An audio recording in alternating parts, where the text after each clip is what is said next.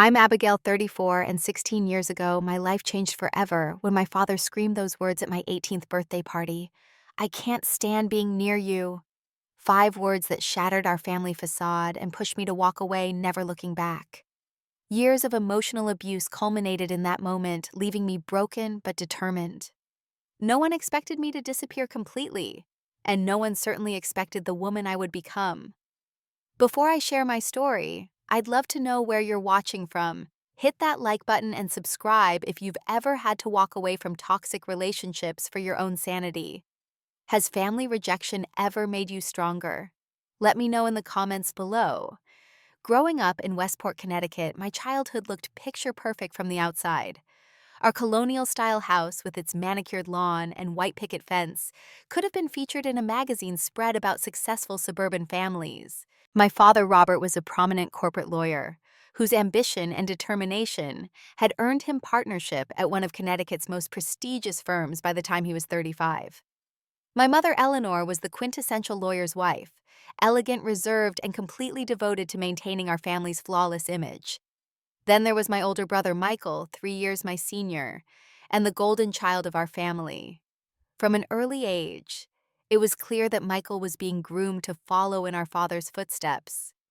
His academic achievements were celebrated lavishly, his athletic prowess praised endlessly, and his occasional missteps quickly forgotten or excused. I was 7 when I first noticed the difference in how my father treated us.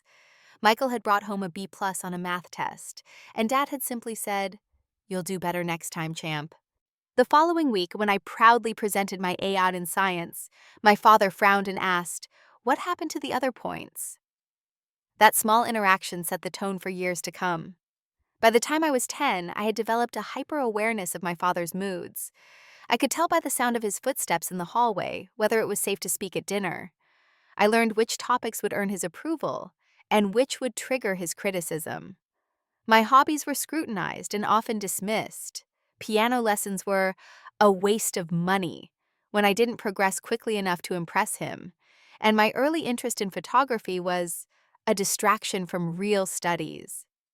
"Your posture is atrocious, Abigail," he would say at family gatherings, his hand pressing painfully between my shoulder blades. "No one wants to look at a girl who slouches." Or, "Did you really think that outfit was appropriate?" he would whisper harshly as we left church, though my dresses were always modest and similar to what other girls my age wore.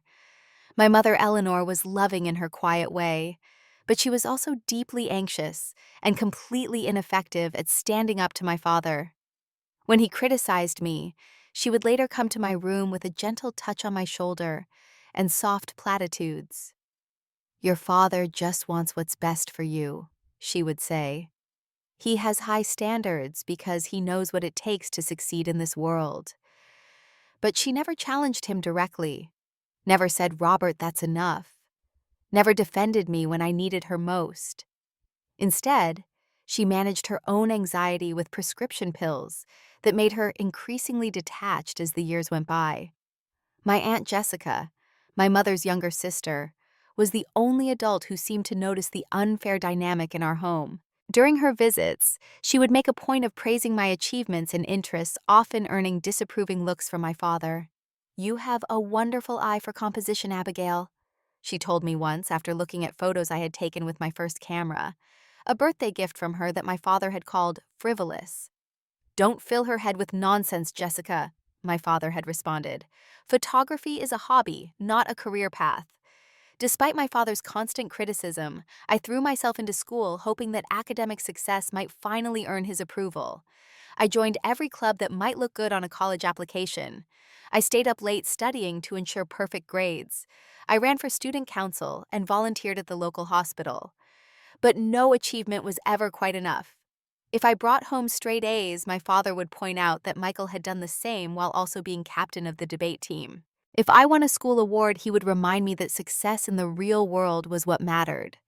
The goalposts were always moving the standards impossible to meet. My passion for photography developed despite my father's disapproval, not because of it. There was something about capturing moments, freezing time and perspective, that gave me a sense of control I lacked in my everyday life. Through my camera lens, I could frame the world exactly as I wanted to see it.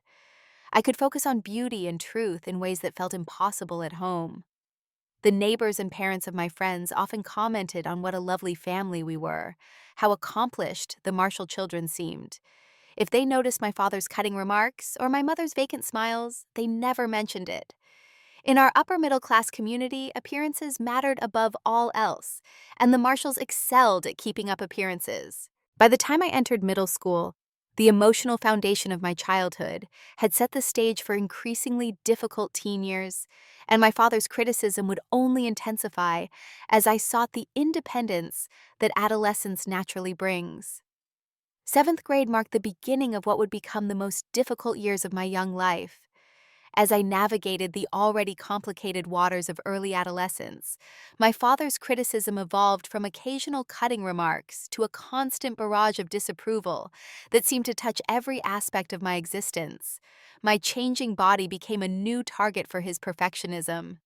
"You're getting pudgy around the middle, Abigail," he commented one morning at breakfast, though I was perfectly healthy at 5'3" and 110 pounds.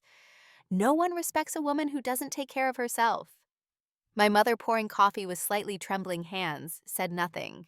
Michael, now a high school sophomore with our father's sharp jaw and confident demeanor, smirked behind his cereal bowl. School events became nightmares of anticipatory anxiety.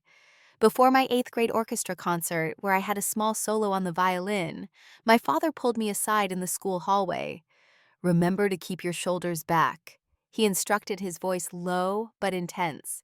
"And for God's sake, don't make that face you make when you're concentrating. You look simple." I played the solo perfectly, but couldn't enjoy the applause, too aware of my father's evaluating gaze from the third row. Later, he would only say, "The Chen girl played with more feeling," referring to my friend Lily, who had also had a solo. By high school, I had developed physical symptoms of anxiety: stomach aches before family dinners, insomnia before school presentations, occasional panic attacks that I hid in bathroom stalls between classes. I learned to manage these symptoms alone, knowing that any sign of weakness would only disappoint my father further. Despite these challenges, I excelled academically. I maintained a 4.0 GPA, took every AP course available, and earned recognition as a National Merit Scholar in my junior year. But while Michael's academic achievements had been celebrated with expensive gifts and special dinners, mine were acknowledged with brief nods and immediate questions about college applications. "Harvard will expect more than just good grades," my father would say. "The Marshall name has a legacy to uphold." The fact that I had no interest in Harvard or in law school, which was the unspoken expectation, was something I kept carefully to myself. Photography remained my refuge and secret passion. During my sophomore year, my art teacher, Mr. Peterson, encouraged me to enter a regional competition sponsored by the Connecticut Arts Council. Without telling my parents, I submitted a series of black and white portraits I had taken of elderly residents at the nursing home where I volunteered. When the letter arrived announcing I had won first place and a $500 prize, I showed it first to my mother, hoping she might help buffer my father's reaction. "Oh, Abigail, that's wonderful," she said, her smile genuine, but her eyes immediately darting toward the staircase where my father's heavy footsteps could be heard. "Perhaps we should wait for the right moment to tell your father." The right moment never came. The award ceremony was scheduled for a Thursday evening, conflicting with a dinner my father had planned with colleagues. When I timidly mentioned the conflict, he dismissed it immediately. "That's hardly a priority, Abigail. This dinner could lead to connections for Michael's internship next summer." I attended the ceremony with Mr. Peterson and my Aunt Jessica, who drove 2 hours from New York City to be there. My mother claimed a migraine, though I suspected she simply couldn't face my father's disapproval for choosing my event over the family dinner. "Your work shows remarkable empathy," the judge told me as she presented the award. "You've captured the dignity and wisdom in these faces in a way many seasoned photographers twice your age cannot achieve." That night, I carefully placed the check and certificate in my desk drawer beneath school notebooks, where my father would never look. The validation from respected artists had filled me with a confidence I rarely felt at home, but I knew better than to expect similar recognition from my father. My junior year brought another source of conflict when I began dating Jason, a thoughtful, creative boy from my AP literature class. Jason was kind and respectful with plans to study environmental science in college, but he wasn't from a family with connections or wealth, and his practical ambitions didn't align with my father's vision of suitable companions for his daughter. The Sullivan boy, my father had asked when I mentioned Jason was picking me up for a study group. Isn't his father the manager at the hardware store? He owns the hardware store, I corrected quietly. Even worse, my father scoffed. Retail. You need to think about the company you keep, Abigail. People judge you by your associations. When Jason came to pick me up for our first official date, my father subjected him to an interrogation that left him visibly uncomfortable, questioning his grade's family background and future plans with the same cutting precision he used in depositions. Your father is intense, Jason said afterward, as we drove to the movie theater, his knuckles white on the steering wheel. He's just protective, I replied automatically, the excuse so familiar it had become a reflex. As senior year approached, the pressure to follow my father's prescribed path intensified. He brought home brochures from law schools, arranged meetings with colleagues' children who were attending Ivy League universities, and scheduled campus tours without consulting me. Meanwhile, I was secretly researching art schools with strong photography programs. During a college fair that my father was too busy to attend, I spoke with representatives from Rhode Island School of Design, collecting information and application materials that I hid between my mattress and box spring. When acceptance letters began arriving in the spring of my senior year, I carefully intercepted the mail each day. My acceptance to RISD, along with a substantial merit scholarship, arrived on a Tuesday afternoon. I hid the thick envelope in my backpack heart, racing with both excitement and dread. My 18th birthday was approaching, and I made the decision to announce my college plans at the family dinner my mother was organizing. It seemed like the perfect moment, surrounded by extended family on a day that was meant to celebrate me. Surely my father would have to acknowledge my achievement and respect my choice. It was a decision I would both regret and be grateful for, though I couldn't have known then how completely it would alter the course of my life. May 15th, my 18th birthday. I woke up that morning with a mixture of hope and anxiety churning in my stomach. This day was supposed to be special, the formal transition to adulthood, a celebration of who I was and who I was becoming. I allowed myself to imagine just briefly that my father might set aside his criticism for this one day. I had saved for months to buy the dress I planned to wear, a deep blue A-line with cap sleeves that made me feel elegant and grown up. When I put it on that evening, I took extra care with my appearance, applying light makeup and styling my hair in soft waves that framed my face. Looking in the mirror, I barely recognized the confident young woman staring back at me. For once, I felt beautiful. That feeling lasted exactly 7 minutes, the time it took to descend the stairs and encounter my father in the living room where he was already entertaining my grandparents and uncle. "Isn't that neckline a bit low?" were his first words to me on my 18th birthday. Not "happy birthday" or "you look lovely." The dress was completely modest, with a simple scoop neck that revealed nothing inappropriate, but his words immediately made me feel exposed and ashamed. "I think she looks beautiful," my Aunt Jessica interjected, having arrived just in time to hear his comment. She embraced me warmly, pressing a small wrapped package into my hands. "Happy birthday, sweetheart." Our colonial home had been decorated with tasteful white and silver balloons and flowers. My mother's doing, though she had consulted my father on every detail. The dining table was set with the good china, and catering staff moved efficiently through the kitchen, preparing the meal my father had selected without asking for my input. 30 guests had been invited, mostly family and a few of my parents' friends. My father had limited me to inviting 3 of my own friends, insisting that birthdays are family occasions. I had chosen carefully Lily Chen, my oldest friend from elementary school, Jason, who had somehow survived 3 months of dating me despite my father's disapproval, and Maya Rodriguez, my photography partner from art class. As guests arrived, I moved through the practiced motions of the perfect daughter, accepting birthday wishes with appropriate gratitude, making polite conversation, and carefully avoiding any topics that might trigger my father's disapproval. My mother fluttered nervously around the edges of the gathering, checking on food preparations and refilling drinks, her smile fixed and brittle. Michael arrived late, making a grand entrance with his new girlfriend, the daughter of one of my father's law partners. He presented me with a hastily wrapped gift card, clearly an afterthought, but received no reprimand from our father for his tardiness. Dinner was served at 7, a formal affair with multiple courses and wine for the adults. I sat at one end of the long table, my father at the other, with family and friends arranged between us. The physical distance was a relief, allowing me to maintain my composure as we progressed through the meal. The conversation flowed around topics my father approved of: Michael's acceptance to Yale Law, my cousin's engagement to a surgeon, the upcoming election, and local property values. I contributed when expected to, but remained largely quiet, mentally rehearsing what I would say when the time came to announce my college decision. After the main course, as servers cleared plates in preparation for dessert, my mother signaled for attention by gently tapping her water glass. "Before we bring out Abigail's birthday cake, we thought this would be a good time for gifts," she announced, her voice soft, but carrying across the table.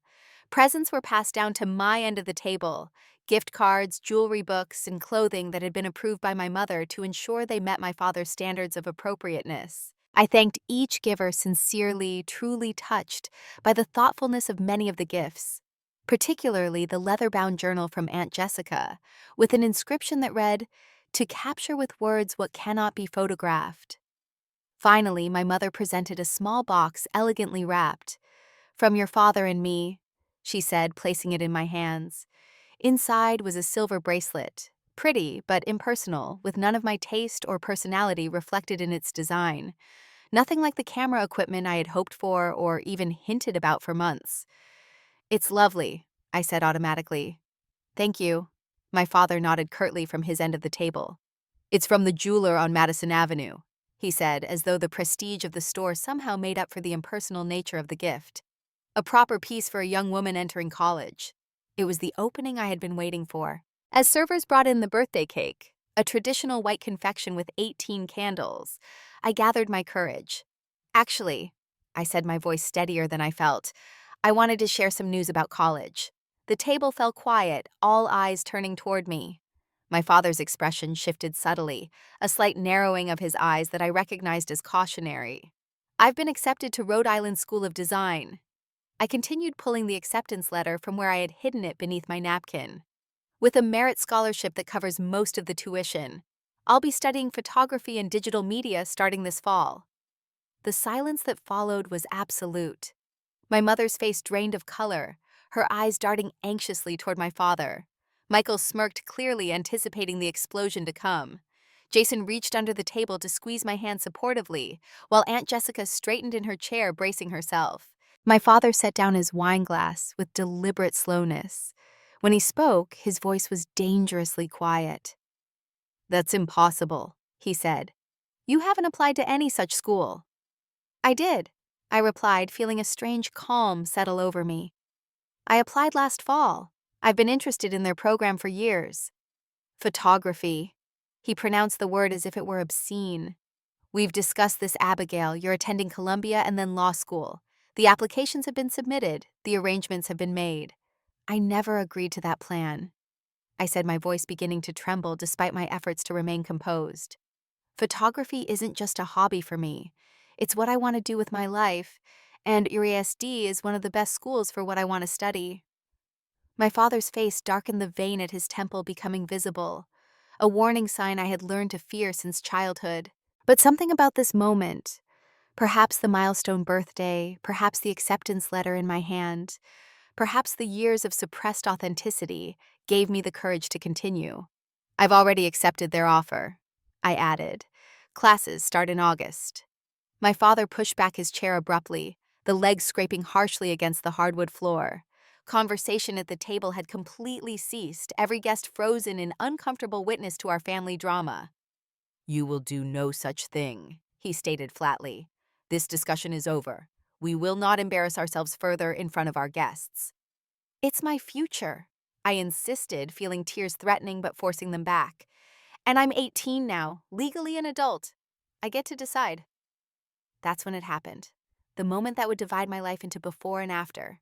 My father stood his 6'2" frame towering at the head of the table, his face contorted with a rage I had seen directed at others but never so nakedly at me. "I can't stand being near you," he shouted, his voice echoing in the dining room. "You selfish, ungrateful child. After everything we've done for you, everything we've sacrificed. You think you can throw away a proper education for some artistic fantasy?" Gasps and murmurs rippled through the guests. My mother made a small wounded sound, but remained seated, her hands trembling around her water glass. "Robert," Aunt Jessica warned sharply, but he continued as if she hadn't spoken. "You've always been like this, defiant, difficult, determined to embarrass this family. Photography." He spat the word. "A waste of time and money. You'll end up a nobody taking passport photos at a mall kiosk."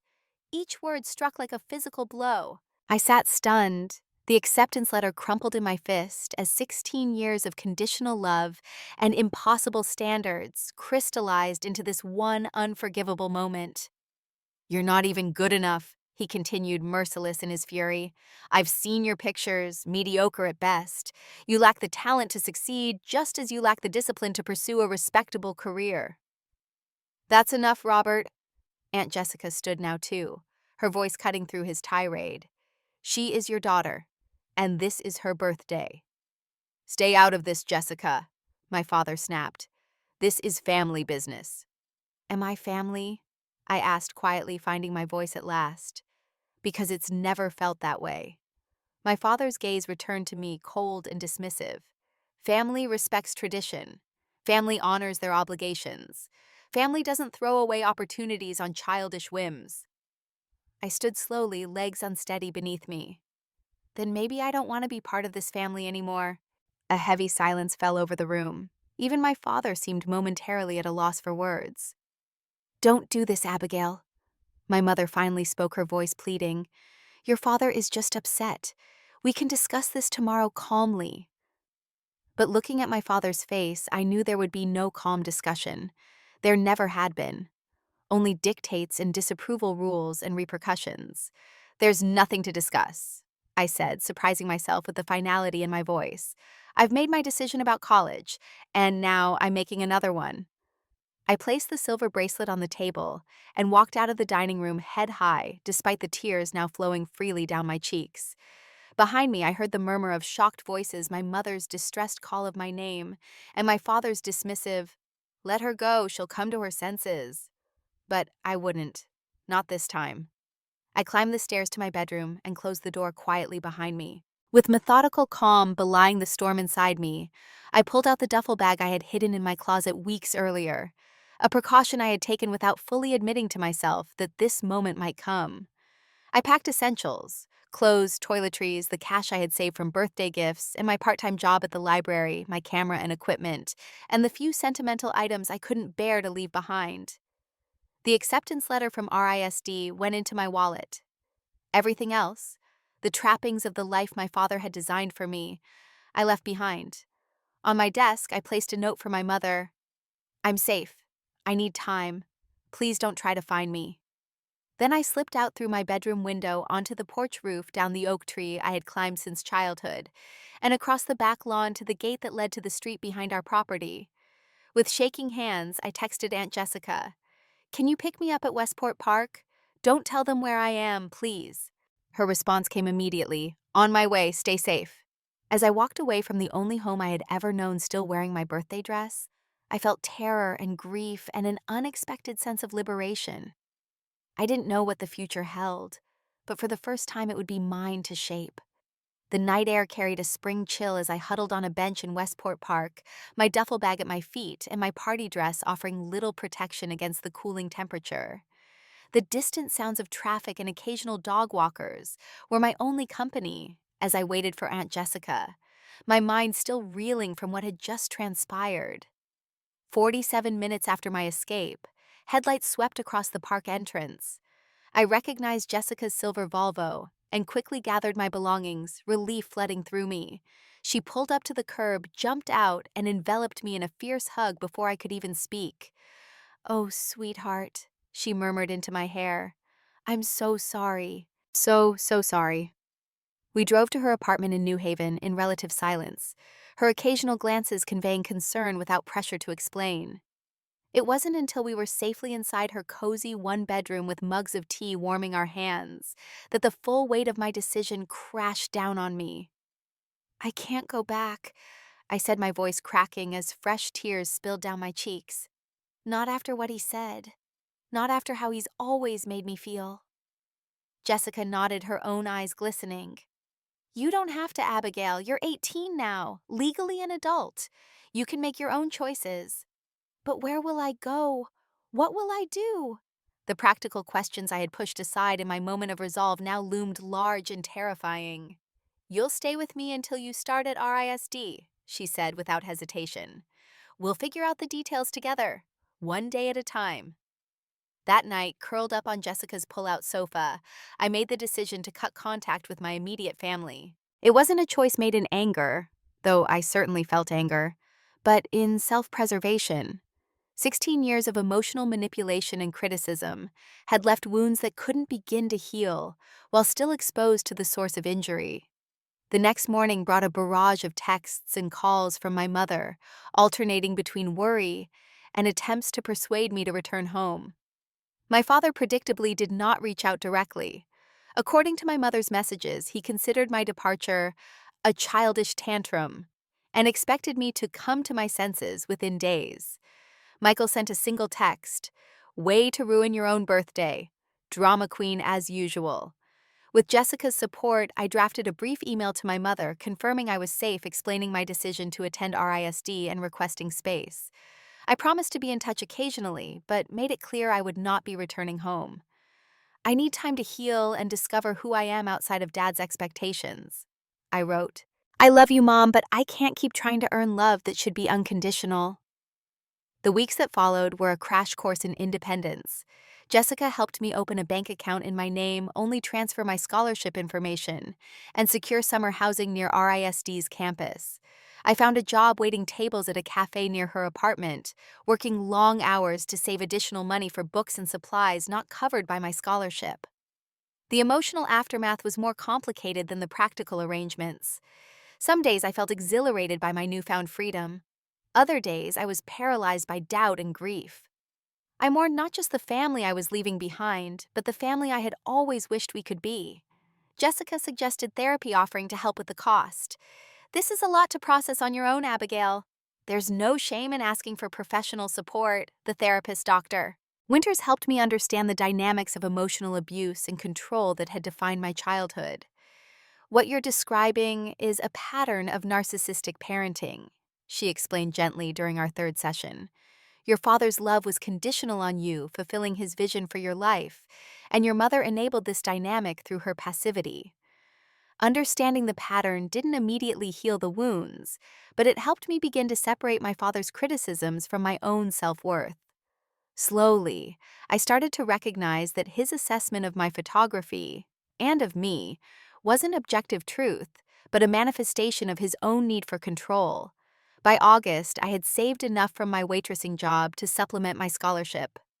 I moved into a small apartment near the RISD campus with two other art students, Zoe and Rachel, who quickly became the first members of what would eventually become my chosen family. My first day of classes at RISD felt like stepping into a world where I could finally breathe freely.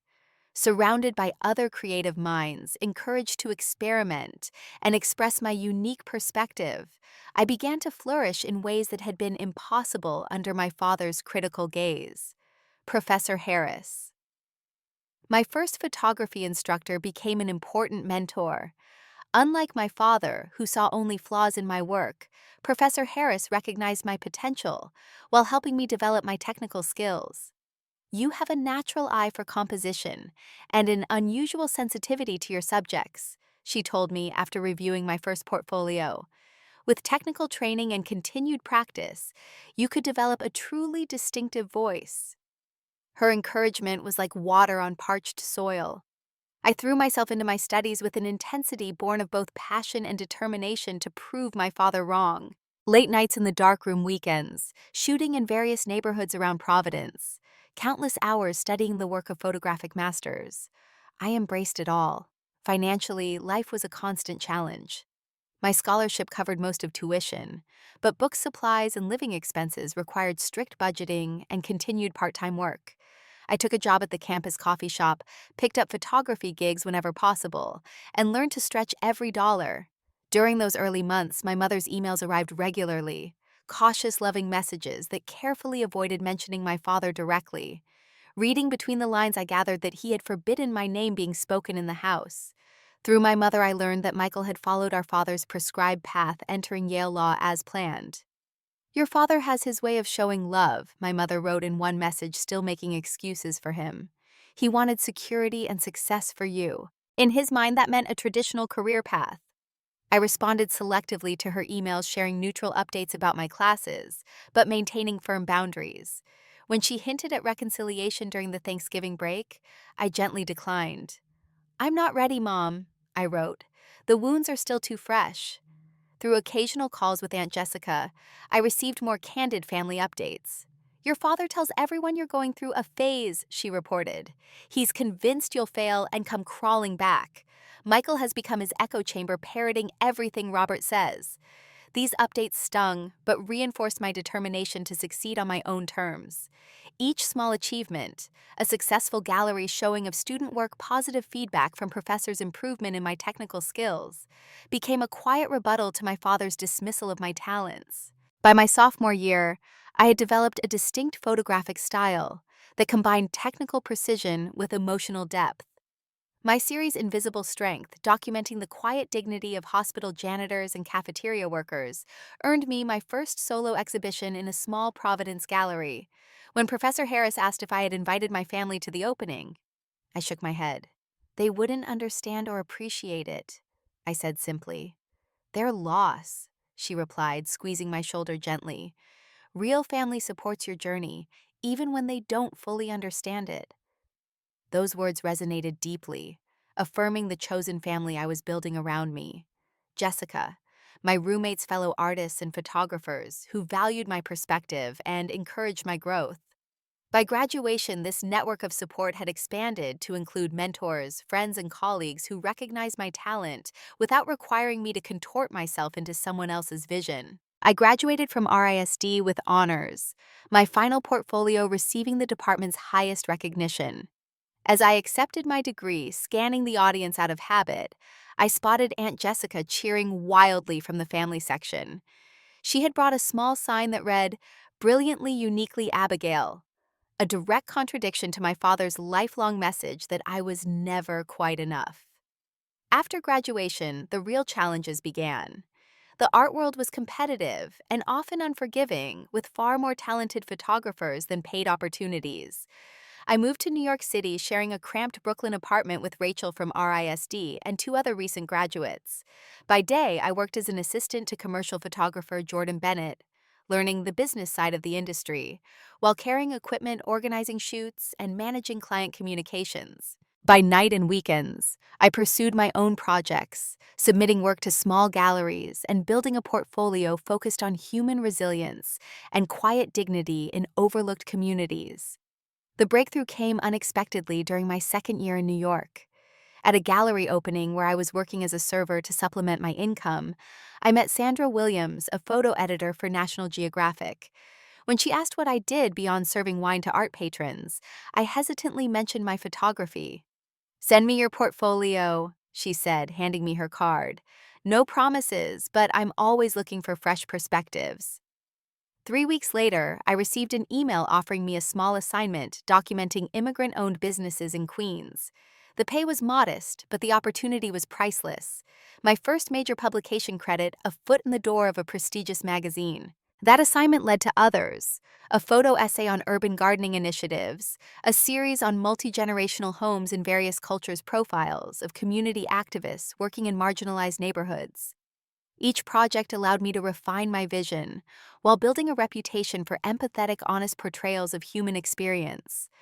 5 years after leaving home, I had established myself as a respected photographer, with regular magazine assignments, gallery representation, and a growing collection of awards. I lived in a sunny one-bedroom apartment in Brooklyn, traveled for assignments, and had finally achieved financial stability doing work I loved. It was at a gallery opening for my series, Unseen Labor, photographs documenting the overnight workers who kept the city running while others slept, that I met David.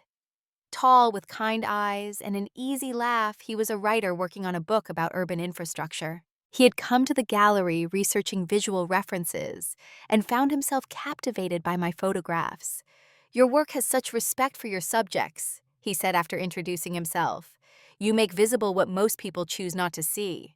Our connection was immediate and profound. Unlike previous relationships that had faltered under the weight of my family baggage with David, I found myself able to share the full truth of my upbringing and estrangement. He listened without judgment, understanding that my past had shaped but not defined me. "Family is who treats you like family," he said simply. "Blood is just biology." 2 years later, we married in a small ceremony in Central Park, surrounded by our chosen family. Aunt Jessica, my friends from RISD colleagues, who had become friends David's warm and welcoming parents. My mother sent a card with a modest check, but did not attend, unwilling to come without my father, who had refused the invitation. By then, I had limited contact with my mother to occasional emails and rare phone calls on holidays. Through these brief connections, I learned that Michael had joined my father's law firm, married the daughter of a federal judge, and fully embraced the life that had been planned for him. My father never asked about me directly, though my mother occasionally mentioned that he had seen my work in magazines. "He noticed your photo essay in Time last month," she wrote once. "He didn't say anything, but he looked at it for a long time." I had learned not to invest too much hope in these small suggestions of awareness. My life had moved forward without my father's approval, and I had finally stopped seeking it. When I discovered I was pregnant at 32, David and I were overjoyed. As we prepared for our daughter's arrival, I sometimes found myself reflecting on my own childhood, determined that our child would grow up feeling unconditionally loved and supported in her own authentic path. "She'll never doubt that we're proud of her," I promised David as we painted the nursery a warm yellow, "no matter who she becomes or what she chooses to do." Lily Jessica Taylor was born on a snowy February morning, beautiful and perfect, with David's dark hair and my green eyes. Holding her in my arms, I felt a fierce protectiveness and a renewed understanding of just how deeply my father's rejection had wounded me. I could not imagine looking at this perfect being and finding her wanting in any way. As Lily grew into a curious, joyful toddler, I continued building my career, now balancing motherhood with photography assignments that allowed me more selective scheduling. My reputation had grown steadily with work featured in major publications and collected by several museums. Then 2 months after Lily's second birthday, the call came that would challenge everything I thought I knew about closure and forgiveness. It was a Wednesday afternoon in April when my phone rang displaying my mother's number. Our communications had dwindled to predictable holiday exchanges and occasional life updates, so an unexpected midweek call immediately raised concern. "Mom," I answered, stepping away from the table where Lily was happily scribbling with crayons. "Is everything okay?" The silence on the other end stretched for several seconds before my mother's voice, thinner and more fragile than I remembered, finally responded. "Abigail," she said, her voice catching, "it's your father. He's had a stroke, a severe one." The news hit me with unexpected force. Despite 16 years of estrangement, despite all the hurt and anger, despite building a life completely separate from him, the thought of my father seriously ill sent a complex wave of emotions crashing through me. "When?" I managed to ask, moving to the living room window, watching the Brooklyn street below without really seeing it. "Last night." He was working late at the office. Michael found him when he didn't answer his phone. My mother's voice trembled. "He's in the intensive care unit at Greenwich Hospital. The doctors say we should prepare for the worst." I pressed my forehead against the cool glass of the window.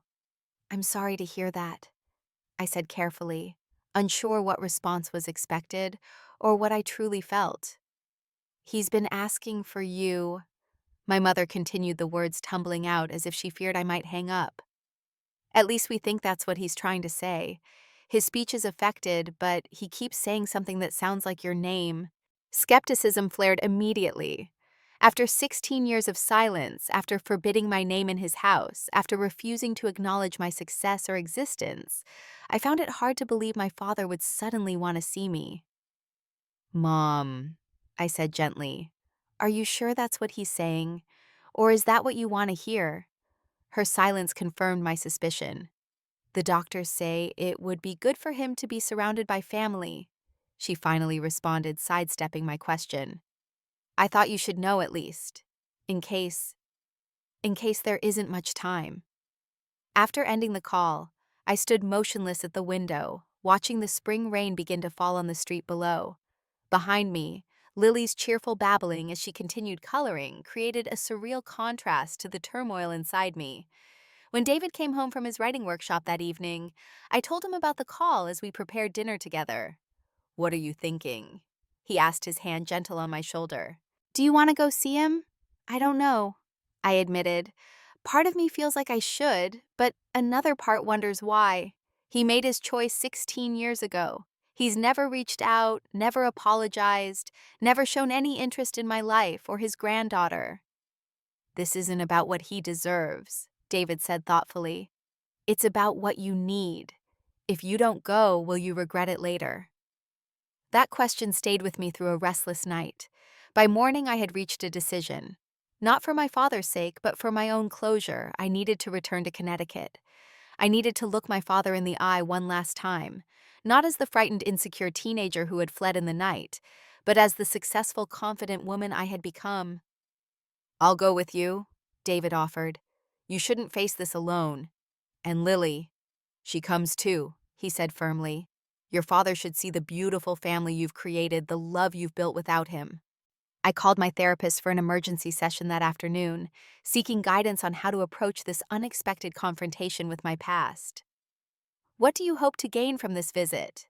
Dr. Winters asked after listening to my explanation. "Closure, I think," I replied, "and maybe a chance to finally say the things I never got to say that night." "Remember that your father may not be capable of the response you might want," she cautioned. "His condition sounds serious. Are you prepared to speak your truth without receiving acknowledgement or apology?" It was a sobering question. For years, I had occasionally indulged in fantasies of confrontation, imagining scenarios where my father was forced to admit his cruelty, where he recognized my success and regretted his rejection. But the reality of a severely ill man, possibly unable to speak or even understand, would be very different. "I think I need to try," I said finally. "Not for him, but for me." I called Aunt Jessica next, seeking more details about my father's condition and the family situation. "It's bad, Abigail," she confirmed. "The stroke affected the left side of his brain. He's partially paralyzed on the right side and having difficulty speaking. The doctors aren't sure how much recovery to expect." "And Michael, how is he handling things?" Jessica's bitter laugh told me everything before she even spoke. "Michael has become a carbon copy of your father. He's taken charge of everything: medical decisions, legal matters, even controlling who visits and when. Your mother is completely overwhelmed just nodding along with whatever he says." "Should I even come then?" I asked, doubt creeping back in. "If Michael's gatekeeping—" "Come," Jessica said firmly. "It's time to face this, Abigail. For 16 years, you've built this amazing life that proves your father wrong about everything he said that night. Maybe he can hear that. Maybe he can't, but you deserve to say it." 2 days later, David, Lily, and I boarded a train to Connecticut. As the landscape outside the window gradually transformed from urban density to suburban affluence, I felt myself regressing, old anxieties surfacing despite years of therapy and success. "You're squeezing my hand pretty hard," David observed gently. "Sorry." I loosened my grip, flexing my fingers. "Just nervous." "You're not that frightened teenager anymore," he reminded me, his voice low and steady. "You're Abigail Taylor, award-winning photographer, amazing mother, and the strongest person I know." Lily, oblivious to the tension, happily played with her stuffed bunny in the seat beside me, occasionally pointing out dogs or interesting colors through the train window. Her innocent joy was grounding, a reminder of the loving family I had created, despite my own painful childhood. Jessica met us at the train station, embracing me tightly, before fussing over Lily, whom she had previously met only through video calls. "She looks just like you did at that age," she said, her eyes misty. Same curious expression. But hopefully a very different experience growing up, I replied quietly. We checked into a hotel near the hospital, not wanting to stay at Jessica's current apartment, which was too small for 3 additional people, and certainly not willing to stay at my parents' home.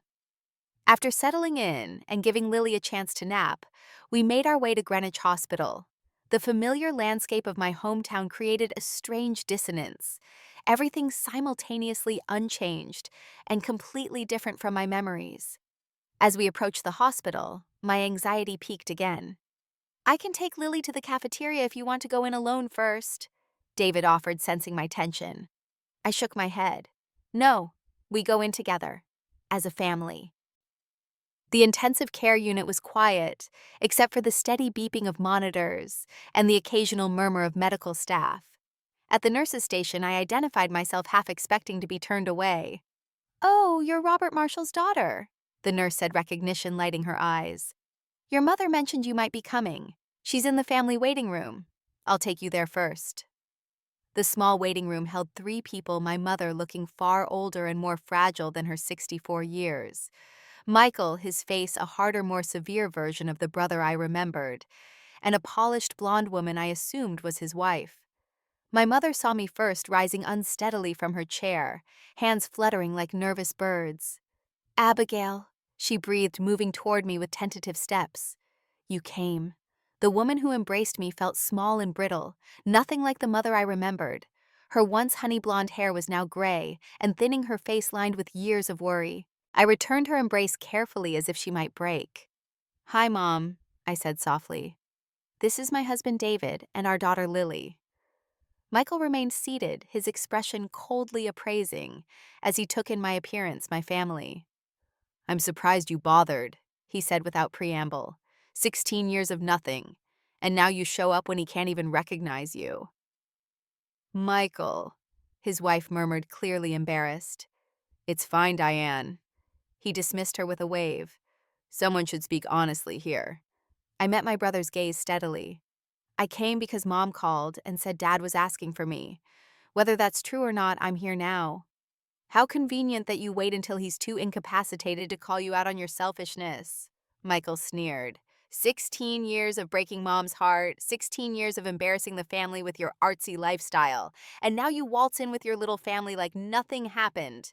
Before I could respond, David stepped forward. His normally gentle demeanor hardened into something protective and firm. "I think you've misunderstood something fundamental," he said quietly. "Abigail isn't here seeking forgiveness or approval. She's here offering compassion despite having received none.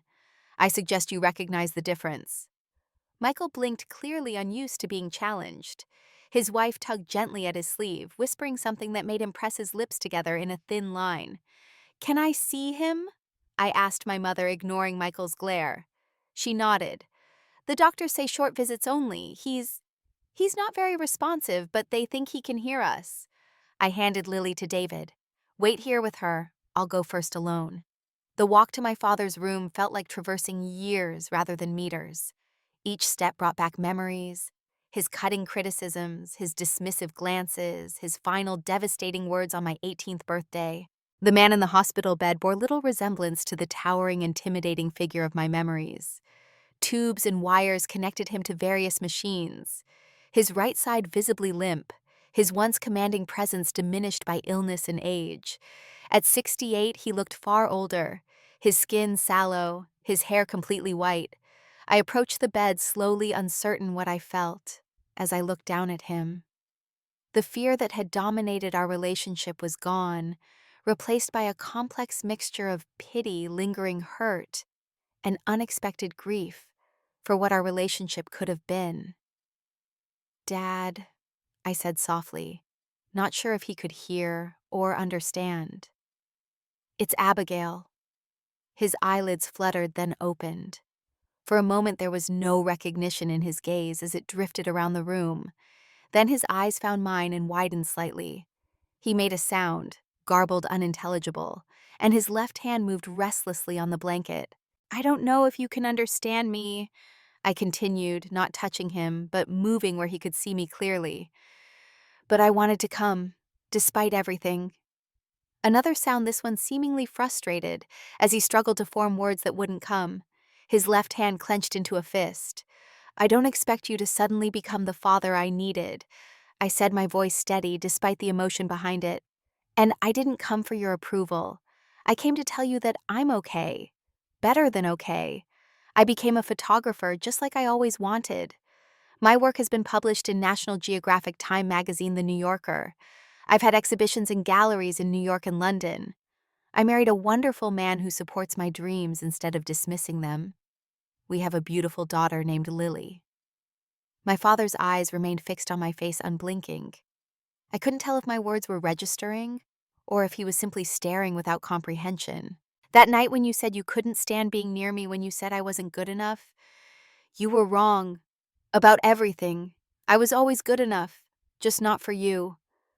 A single tear escaped the corner of his eye, trailing down his temple into his white hair. I couldn't interpret its meaning. Recognition, regret, or simply a physical reaction beyond his control. I forgive you, I said, surprising myself with words I hadn't planned to say. Not because you deserve it, but because holding on to that anger was hurting me more than it was hurting you. I'm letting it go. I stayed for a few more minutes, telling him about Lily, about my recent photography projects, about the life I had built. Whether he understood or not, I needed to say these things. To stand before him as the successful woman I had become, despite his predictions of failure. When I returned to the waiting room, my mother looked up expectantly. Did he recognize you? I'm not sure. I answered honestly. He seemed to respond, but it's hard to tell what he understands. Would you like to meet your granddaughter? David asked, gesturing to Lily, who was contentedly coloring in a book Jessica had brought for her. My mother's face transformed years, seeming to fall away as she looked at Lily with wondering eyes. Oh, yes, please. The next few hours unfolded in a strange dance of past and present. My mother tentatively bonding with Lily Michael, maintaining a cold distance but occasionally stealing glances at his niece medical staff, coming and going with updates on my father's condition. In a quiet moment, I asked my mother about her life since I'd left. The picture she painted was bleak, increasing isolation as my father focused on work, and Michael growing dependence on anti-anxiety medication, a gradual withdrawal from friends and activities she had once enjoyed. I should have stood up for you, she admitted, her voice barely above a whisper. That night and all the years before, I failed you, Abigail. Why didn't you? I asked, the question I had carried for 16 years finally voiced. She shook her head, eyes downcast. Fear, weakness, the belief that keeping the peace was more important than doing what was right. By the time I realized how wrong that was, you were gone. It wasn't the explanation I had hoped for, but it was honest. My mother had been a victim of my father's controlling nature too, though in a different way than I had been. We stayed in Connecticut for 3 days. Each day I visited my father briefly, sometimes alone, sometimes with David and Lily. On the third day, as I sat beside his bed, describing a recent photography project, his left hand suddenly moved, reaching toward me with obvious effort. Hesitantly, I placed my hand in his. His fingers closed around mine with surprising strength. His eyes locked on my face with an intensity that suggested comprehension. He made a sound, still unintelligible but clearly effortful. It's okay, I said softly. You don't have to speak. He shook his head, slightly frustrated, and tried again. The word, when it finally came, was slurred, but recognizable. Sorry. A single word, perhaps all he could manage, but one I had never expected to hear from him. I sat in stunned silence, searching his face for any sign that I had misheard or misunderstood.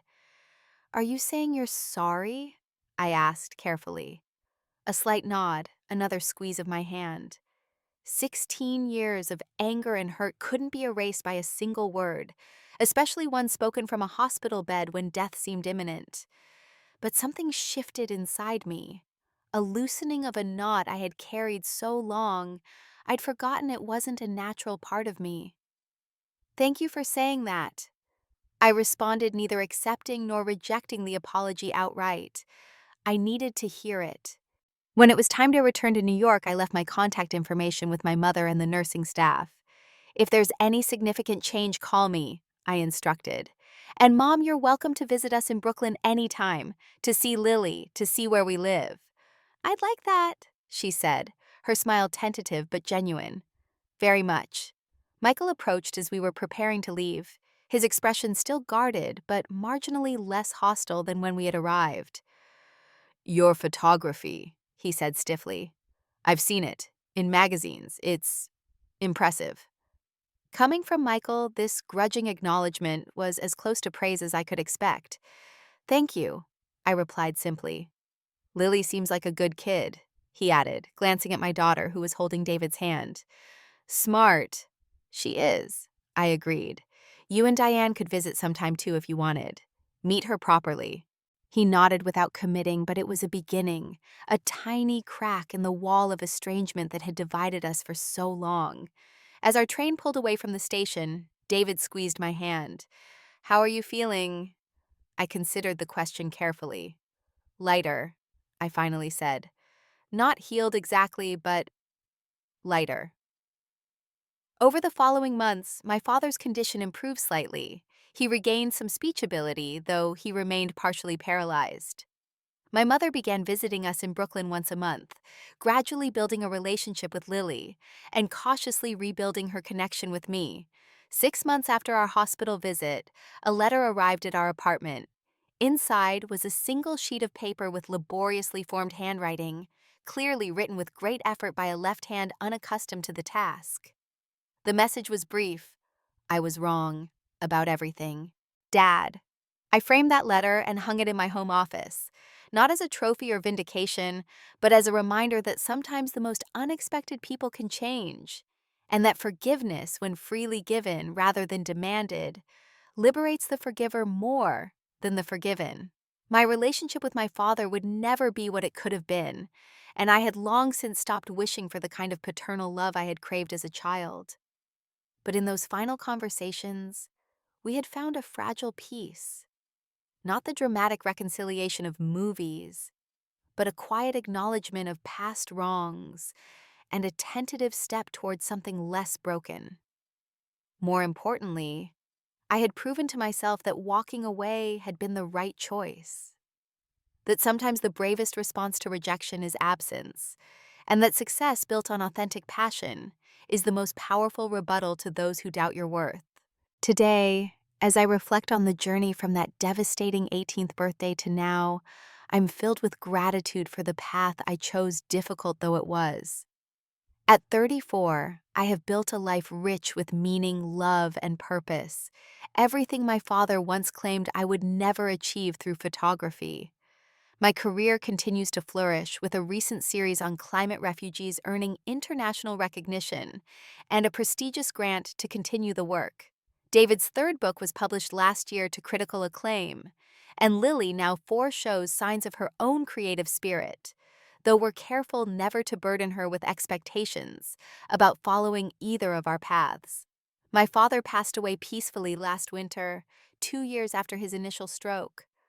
I was there in his final days not out of obligation, but out of a sense of completion, closing the circle that had begun on the night I walked away.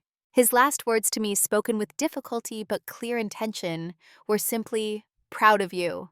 Too little, too late in many ways, but I accepted the words for what they were. A final acknowledgement that he had been wrong about me, about my choices, about my potential. My mother has slowly reclaimed her own identity in the months since his death. Released from the shadow of his domineering presence, she has rediscovered interests abandoned decades ago, taking watercolor classes, joining a book club, even traveling to visit old college friends. Our relationship remains a work in progress, complex, with the history we share, but improving with each honest conversation. Michael and I maintain a distant but civil connection. He continues my father's legal legacy, running the firm with the same driving ambition. But I've noticed a slightly gentler approach to his own children. Perhaps witnessing our father's regrets taught him something after all. The greatest joy in healing, though, comes from the family I've created. David and I parent Lily with conscious awareness of the damage conditional love can inflict. We celebrate her uniqueness, support her interests without imposing our own expectations, and make sure she knows that our love is constant and unshakable, regardless of her choices or achievements. You're enough exactly as you are. I tell her often the words I needed to hear throughout my own childhood. You don't have to earn our love. It's yours always. When she brings home artwork from preschool, we don't critique or correct. We ask her to tell us about it, to share her creative process, to express what she was feeling when she made it. We create space for her authentic self to emerge and flourish free from the fear of disapproval that shadowed my early years. Last month, I was invited to speak at RISD's graduation ceremony, the same school I had once fled to against my father's wishes. Standing at the podium, looking out at the sea of creative young people about to launch their own journeys, I shared the truth of my experience. Sometimes, I told them, the people who should believe in you most are the ones who believe in you least. Sometimes the most courageous thing you can do is walk away from those who cannot see your worth. Sometimes absence becomes your most powerful statement. The path I chose wasn't easy. Those early years of independence were filled with financial struggle, self-doubt, and occasional loneliness. But they were also filled with authentic joy, creative fulfillment, and the gradual discovery of my own strength. Walking away from my father's house on my 18th birthday wasn't running away. It was running toward the person I was meant to become. It wasn't weakness, but extraordinary courage to choose the unknown over the familiar pain of conditional love. It wasn't failure, but the first step toward the success my father claimed I would never achieve. To anyone watching who has been told they aren't good enough, whose dreams have been dismissed, whose authentic self has been rejected by those who should offer unconditional love, your worth isn't determined by those who cannot see it. Sometimes the people who should support you the most are the ones least capable of doing so, limited by their own fears, insecurities, and rigid beliefs about what success looks like. Sometimes walking away is the bravest thing you can do. And sometimes, years later, those who once rejected you will look at the beautiful life you've built without them and finally recognize what they lost, not because you set out to prove them wrong, but because you set out to prove yourself right. Have you ever had to walk away from someone who couldn't see your worth? Has that decision made you stronger? I'd love to hear your stories in the comments below. And if this story resonated with you, please like, subscribe, and share it with someone who might need to hear that. Sometimes choosing yourself isn't selfish. It's survival. Thank you for listening. And remember, you are enough exactly as you are.